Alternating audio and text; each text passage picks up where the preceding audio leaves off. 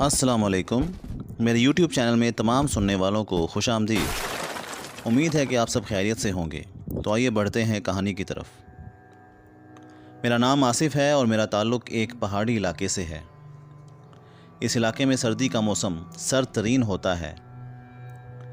ये फुल सर्दी के दिन थे। मेरे दोस्तों ने और मैंने गांव के करीब दरिया पर जाकर पिकनिक मनाने का इरादा किया। इस दरिया और हमारे गांव के दरमियान एक वसी घना जंगल है। हम पांचों दोस्त ज़रूरत का सामान, एक बड़ा खैमा और बिस्तर वगैरह लेकर दोपहर के वक्त अपने घरों से रवाना हुए। जंगल में पहुंचकर हमने एक साफ़ सुथरी जगह पर अपना खैमा लगाया और बिस्तर वगैरह लगाए और फिर तमाम सेटिंग करने के बाद हम दोस्त दरिया पर चले गए। वहाँ हमने मछलियाँ पकड़ी और वापस आकर लकड़ियों पर आग लगाकर हमने मछलियाँ पकाकर खाईं। मेरे चारों दोस्त खैमे में बैठकर आपस में हंसी मजाक कर रहे थे, जबकि मैं उन्हें चहलकदमी का कहकर खैमे से निकल आया और खैमे के बाहर चहलकदमी करने लगा। जिस जगह हमने खैमा लगाया था ये जंगल का किनारा था और इस तरफ जंगल ज़्यादा घना नहीं था। अंधेरा होने में अभी कुछ वक्त बाकी था।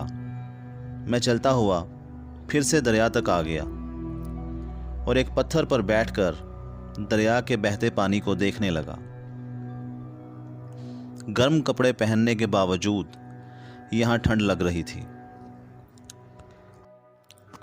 अब शाम का अंधेरा फैलता जा रहा था। मैंने अंधेरा होने से कबल खैमे में वापस जाना बेहतर समझा और उठकर वापस चल पड़ा कि अचानक मेरे कानों में पायल की आवाज़ सुनाई दी। मैंने अपने चारों तरफ नज़र घुमाई, लेकिन मुझे कोई इंसान तो क्या, कोई परिंदा तक नज़र ना आया। मैं वहम समझकर फिर से चल पड़ा। चंद ही कदम चला था कि मुझे अपने दाएं तरफ से वाज़े तौर पर पायल की आवाज़ सुनाई दी। मैंने चौंक कर उस तरफ देखा तो एक लड़की सफ़ेद लिबास में मलबूस जंगल की तरफ जाती नज़र आई। पायल की आवाज़ उसके चलने से आ रही थी। वो लड़की चंद लम्हे के लिए ही मुझे नज़र आई और फिर वो जैसे ही एक दरख्त की ओट से गुजरी तो फिर नज़र ना आई। मैंने आंखें फाड़ फाड़ कर उस लड़की को जंगल में इधर उधर देखने की कोशिश की, लेकिन अब वो कहीं भी नज़र ना आई। इस मर्तबा मेरा वहम नहीं था, ये बात मैं पूरे यकीन से कह सकता हूँ। मैं तकरीबन भागता हुआ अपने खैमे तक आया और फिर अपने दोस्तों को ये बात बताई तो उन्होंने मेरा मजाक बनाया। थोड़ी देर में बात भूल गए। हम पांचों दोस्त अपने अपने बिस्तरों में दुबके लेटे थे और खैमे के दरमियान चूल्हे में बहुत सी लकड़ियों से आग जला रखी थी। आग की रोशनी से हमारा खैमा पूरी तरह रोशन था। मैं और मेरा दोस्त आमिर जाग रहे थे, जबकि बाकी तीनों दोस्त नींद के मज़े ले रहे थे। माहौल बहुत पुरसकून था। आमिर और मैं कल के दिन की प्लानिंग कर रहे थे कि अचानक खैमे के करीब एक ज़ोरदार धमाके की आवाज़ आई और ज़मीन लरज़ गई, जैसे कुछ बहुत वज़नी ज़मीन पर गिरा हो। मेरे तीनों दोस्त जो सो चुके थे वो भी ये आवाज़ सुनकर जाग गए। हमारे पास कोई हथियार तो ना थे, अलबत्ता हम अपने साथ 2 डंडे लेकर आए थे। एक डंडा मैंने पकड़ लिया और दूसरा मेरे दोस्त काशिफ ने पकड़ लिया और बाकी 3 दोस्तों ने हाथों में फिशिंग रॉड पकड़ लिए। हम जैसे ही खैमे से बाहर आए तो देखा एक बहुत बड़ा पत्थर जो हमारे खैमे से थोड़ा ही छोटा था, हमारे खैमे के सामने के रुख ज़मीन पर गिरा हुआ था। हम दोस्तों ने अपनी टार्चें इस पत्थर की तरफ कर दी तो हमें इस पत्थर के ऊपर एक जानवर खड़ा नज़र आया। इसकी जिसामत तो गधे जितनी थी, लेकिन ऐसा जानवर हमने पहले कभी नहीं देखा था। उसने अपना मुंह खोल रखा था और उसके तेज़ लंबे दांत टार्चों की रोशनी में साफ नज़र आ रहे थे। उसके जिस्म पर लंबे लंबे बाल थे और टार्च की रोशनी में उसकी आंखें चांदी की तरह चमक रही थी। وہ ایک خوفناک مخلوق تھی۔ وہ تیز تیز سانس لے رہا تھا اور سردی کی وجہ سے اس کی ناک سے سانس دھوئیں کی طرح نکل رہا تھا۔ ہم پانچوں دوست حیران پریشان کھڑے اس عجیب و غریب جانور کو دیکھ رہے تھے کہ خیمے کی دوسری طرف موجود شیشم کا درخت اچانک تیز تیز جھولنے لگا۔ ہم نے اپنی ٹارچوں کی روشنی درخت کی طرف کر دی۔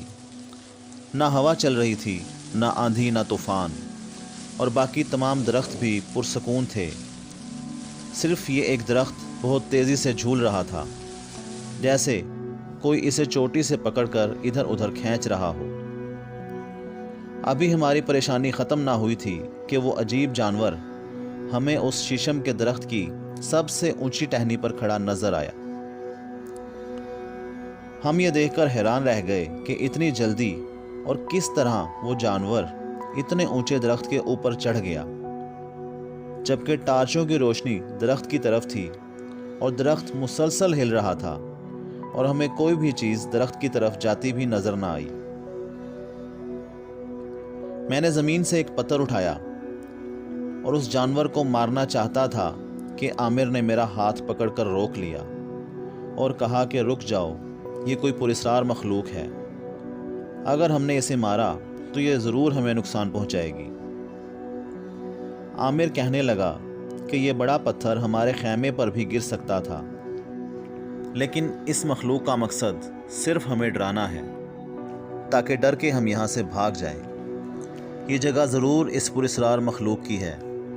میں اور عامر ابھی بات کر ہی رہے تھے کہ میرے باقی تینوں دوستوں نے پتھر اٹھا کر اس پراسرار مخلوق کی طرف پھینکنے شروع کر دیے، لیکن ان کا کوئی پتھر بھی اس مخلوق تک نہ پہنچ سکا کیونکہ وہ کافی بلندی پر تھی۔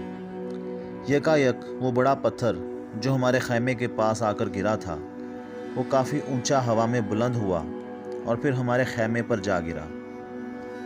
خیمے میں لکڑیاں جل رہی تھیں، اس لیے خیمے نے آگ پکڑ لی اور بستر بھی جلنا شروع ہو گئے۔ ہمارا تمام سامان اور خیمہ جل رہا تھا اور وہ مخلوق اب بھی درخت سے ہماری طرف دیکھ رہی تھی۔ میں نے اونچی آواز میں اسے مخاطب کیا اور کہا کہ ہمیں نہیں معلوم تھا کہ یہ آپ کی جگہ ہے، ہمیں معاف کر دیں۔ اور پھر ہم پانچوں رات کی تاریکی میں ہی گھنے جنگل میں واپسی کے لیے چل پڑے اور ہم سب صحیح سلامت اپنے گھروں کو پہنچ گئے۔ ہمارا کوئی جانی نقصان تو نہ ہوا، لیکن ہمارا تمام سامان جل گیا تھا۔ تو یہ تھی آج کی کہانی۔ ایسی ہی خوفناک کہانیاں سننے کے لیے میرے چینل کو سبسکرائب کریں۔ اگلی کہانی تک کے لیے شب بخیر۔